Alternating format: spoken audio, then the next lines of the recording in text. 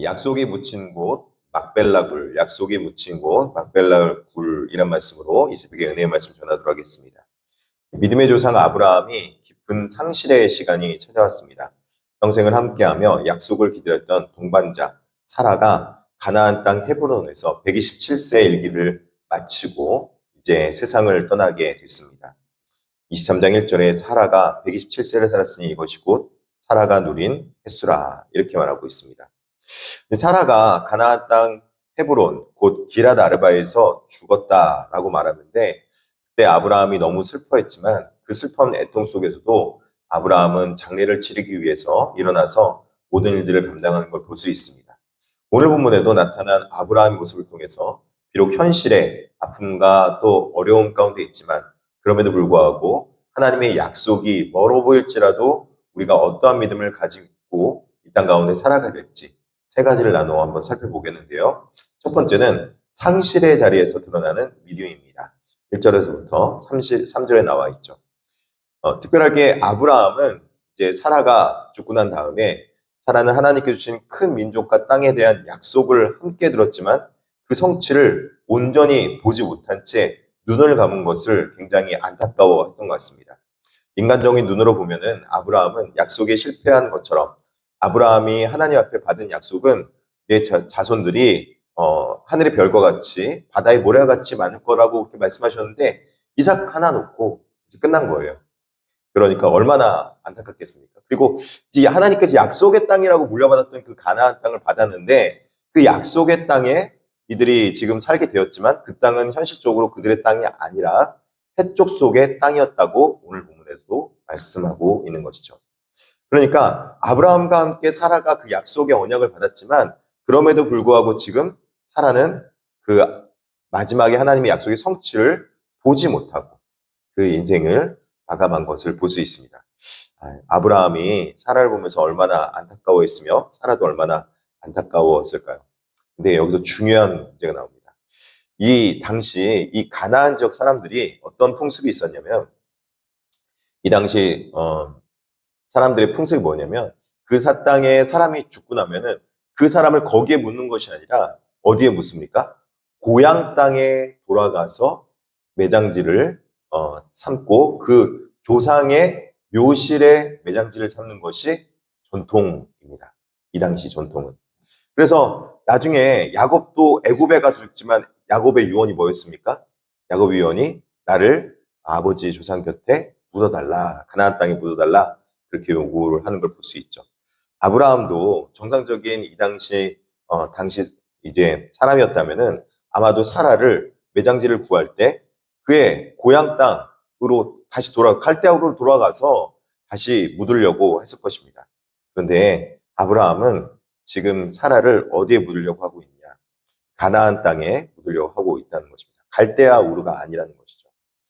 하나님의 약속의 땅을 자신이 받은 땅으로 여기고 그 땅을 사라가 그 땅을 완벽하게 누리지 못했지만 그 땅의 매장지를 삼으려고 하는 것입니다. 이것은 단순히 아브라함이 사라가 인생을 마감해서 매장지를 자꾸 묻었다 그런 것을 의미하는 것이 아니라 아브라함과 사라가 하나님 앞에 믿음을 가지고 그 마지막 장래 상황에서도 언약의 약속의 말씀을 어떻게 했다? 지키며 살아가려고 노력했다는 것을 볼 수 있다는 것입니다. 참된 믿음은 상황이 좋을 때만 또 그리고 상황 여건이 나아질 때만 믿는 것이 온전한 믿음이 아닙니다. 어떠한 상황에서도 정말 가슴 아픈 찢어지는 그 상실의 아픔 속에서도 아브라함이 하나님의 신실하심을 신뢰하며 그 구체적인 신뢰를 믿음으로써 바라보는 것. 지금 내 눈앞에 모든 것이 이루어지지 않았고 또 인생이 마감되는 그 마지막 때일지라도 하나님께서는 우리의 약속의 그 언약을 이루실 것이라는 언약의 확실한 약속을 구체적으로 붙들고 나아가는 것이 상실한 자리에서 드러나는 진실한 믿음입니다. 그래서 그 아브라함의 믿음이 신실함을 오늘 본문을 통해서도 증명하고 있는 것이죠. 이제 매장지를 사는 신앙을 볼 수 있습니다. 아브라함은 햇사람들 앞에서 자신의 땅의 주인이 아닌 나그네요 겨루자라라고 4절에 말하고 있습니다. 무슨 말입니까? 이 땅의 주인은 누구라고요? 이 땅의 주인은 헷 족속이다. 그리고 우리는 나그네요 거류자이다. 그렇게 말하고 있죠. 4절에 나는 당신들 중에 나그네요 거류하는 자이니. 그러니까 잠시 머물다 떠나는 존재입니다. 그렇게 말을 하고 있는 것입니다. 이 땅의 주인은 당신들이지 않습니까? 라고 말하고 있는 것이죠. 그러나 헷 사람들이 도리어 그를 하나님의 세우신 지도자로 인정하면서 묘시를 거저주겠다고 호의를 베풉니다. 6절에 보니까 내 주여 들어소서 당신은 우리 가운데 있는 하나님이 세우신 지도자이시니 우리 묘실 중에서 좋은 것을 택하여 당신의 죽은 자를 장사하소서. 우리 중에서 자기 묘실에 당신의 죽은 자 장사함을 뭐할 자가 없느라 금할 자가 없습니다. 이렇게 말하고 있습니다. 이는 하나님께서 아브라함을 통해서 이방 사람들 가운데 복음의 선한 영역을 흘려보내고 있는 것을 볼 수 있습니다. 아브라함의 믿음이 다른 사람들 보기에도 하나님 보시기에도 믿음직스럽고 정직했을 뿐만 아니라 바로 이 헷족 속에 보기에도 이 사람은 정말 신실하게 하나님을 믿는 사람이야. 그 아브라함의 믿음을 다른 이웃들에게도 증명했다는 것입니다. 주목할 점은 밭의 주인인 에브론이 굴을 무상으로 주겠다고도 거듭함에도 불구하고 그 제안을 단호하게 거절하고 은 400세겔이라는 정당한 값을 치르겠다고 고집하는 장면이 오늘 본문에 나와 있습니다. 15절에 내 주여 내 말을 들어 땅값은 은 400세겔이나 그것이 나와 당신 사이에 무슨 문제가 되리까? 당신의 죽은 자를 장사하소서. 그런데 16절에 뭐랍니까? 아브라함이 에브론의 말 따라 에브론의 햇조 속에 든 데서 말한 대로 상의 통연대로 은 400세겔을 받아서 에브론에게 주었다. 그렇게 말하고 있습니다. 아브라함은 하나님의 거룩한 약속이 인간의 얄팍한 호의나 빚진 젖으로 오해받지 않기를 위해서 하나님께서 이것은 내가 하나님께서 주신 약속의 말씀을 따라 하는 거기 때문에 내게 하나님께서 주신 땅이야 라는 믿음을 가지고 이 밭은 내가 하나님의 거류하는 곳으로 삼을 거야 라는 믿음으로 그 밭을 하나님 앞에 사서 드린 것이죠. 한마디로 말하면 오늘날로 말하면 하나님의 귀한 땅을 하나님의 거처소로 하나님의 장소로 하나님이 이 땅을 들어서 하나님의 백성들이 이제 거류할 땅으로 삼겠습니다. 오늘 예전에도 그랬지 않습니까? 우리 이 땅이 들어보니까 이런 예전에 상황이 있었더라고요. 이 땅이 이제 우리가 좀 땅이 있었는데 이 땅의 이 땅까지는 아니었는데 일부를 어떤 그 권사님이 지난번에 오셨던 권사님이 이 땅을 기증함으로 인해서 이 땅에다가 건축할 수 있는 교회를 건축할 수 있는 하나님의 땅이 되었다라는 이야기를 들은 적이 있습니다. 예, 맞습니다. 우리가 알아야 될 것은 바로 이겁니다. 우리가 정말 하나님 앞에 믿음으로 드린 땅, 그 땅의 주인이 어떤 사람이든지 간에 하나님 앞에 믿음으로 드린 땅은요, 그 땅으로 인해서 그 자손들이 번성하고 그 땅의 약속을 받는 걸 볼 수 있다는 것이죠. 하나님 앞에 믿음으로 드린 것, 그러니까 굳이 뭐 땅이 아니더라도 믿음으로 드린 것은 하나님께서 그에게 하나님께서 갚으시고 그 자손들에게 항상 그 약속의 언약을 이뤄 가신 걸 볼 수 있다는 거예요. 저는요, 그래서 이걸 보면서 다시 한번 굳게 믿음을 가집니다. 우리 자손들에게 물려줘야 될 것이 무엇인가? 물려줘야 될 것이 물질인가? 아니면 언약의 약속인가? 여기 굉장히 핵심이 있죠. 자꾸 우리는 어떤 마음을 갖냐면 물질을 물려주고 싶어 해요. 눈에 보이는 재산을 물려주고 싶어 하죠. 부동산 아니면 뭐 통장. 근데요, 정작 물려줘야 할 거는 뭐예요?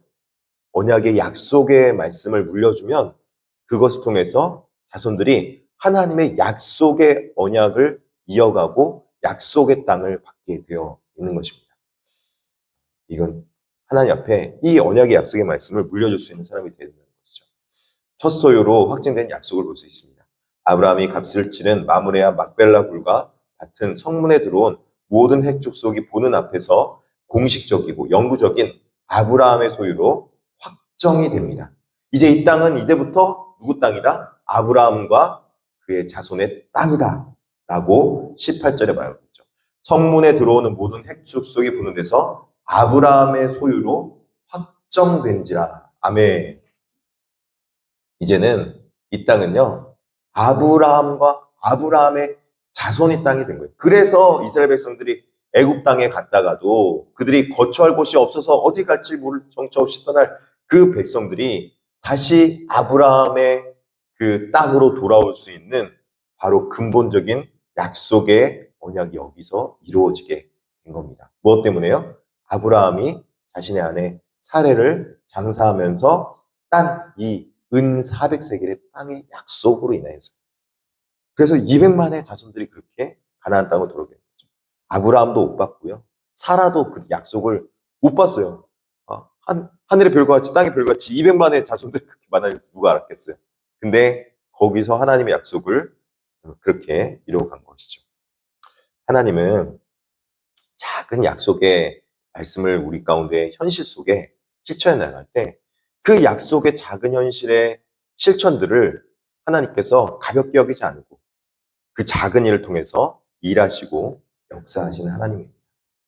우리가 작은 일에 최선을 다하고 작은 일에 하나님 앞에 믿음 생활을 온전히 해나갈 때 그것이 하나님께 드림이 됐을 때 하나님께서 그것을 받으시게 되는 겁니다.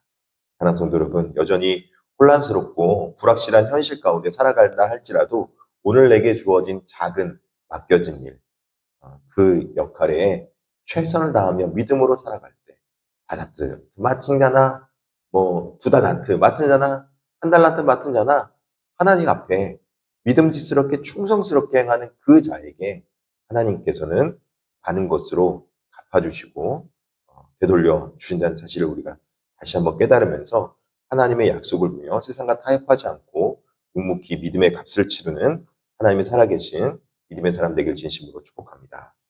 기도하겠습니다. 신실하신 하나님 아버지 감사합니다. 오늘도 우리가 하나님의 약속의 말씀을 듣고 믿음으로 살아가게 하심에 감사합니다. 우리가 때로는 인생 가운데 살아가면서 슬픔과 상실의 자리와 절망의 자리를 경험할지라도 그 땅에서부터 그곳에서부터 하나님의 약속을 신뢰하며 하나님의 언약의 약속의 백성으로 살아갈 수 있도록 하여 주시옵소서. 그래서 작은 믿음의 신실함이 하나님 앞에 그 약속의 언약을 성취하는 동기와 그 근원이 되게 하여 주시옵시고 우리의 믿음이 우리만 증거되는 것이 아니라 다른 이웃들에게도 증명될 수 있는 눈에 실질적으로 보여지는 그런 살아있는 믿음이 되게 하여 주시옵소서. 아무것도 보이지 않고 불확실한 현실 가운데서도 흔들림 없이 주님을 신뢰할 때 오히려 눈물의 자리와 또 상실의 자리가 훗날 부활과 약속의 성취와 소망의 씨앗이 될 줄 믿습니다. 세상의 인간적인 방법으로 흔들리지 않도록 주님께서 붙잡아 주시고 살아계신 하나님의 언약의 약속의 말씀 가운데 기도하면서 우리 구할 것을 하나님 앞에 의뢰하게 하여 주시옵소서. 특별하게 기도하기는 육신의 연약함으로 해서 도움을 청하고 있는 많은 백성들이 있습니다. 하나님께서 도와주시옵소서. 김유경 집사님과 원명아 집사님 하나님께서 기억하여 주시옵시고 원명아 집사님 무릎이 많이 안 좋다고 하는데 하나님께서 낫게도 하여 주시옵시고 김하자 집사님도 무릎 아픈 곳 치유하여 주시고 낫게 하여 주시옵소서. 우리 김유경 집사님 항암 받을 때 주님 낫게 하시고 치유하신 놀라운 은혜를 맛보게 하여 주시옵소서. 그 외에 알지 못하는 많은 백성들의 간구를 하나님께서 들으시고 치유와 고침과 또 물질의 복으로 함께하여 주시고 자손 대대로 언약의 약속의 복음이 이루어지게 하여 주시옵소서. 예수님의 이름으로 기도드립니다. 아멘.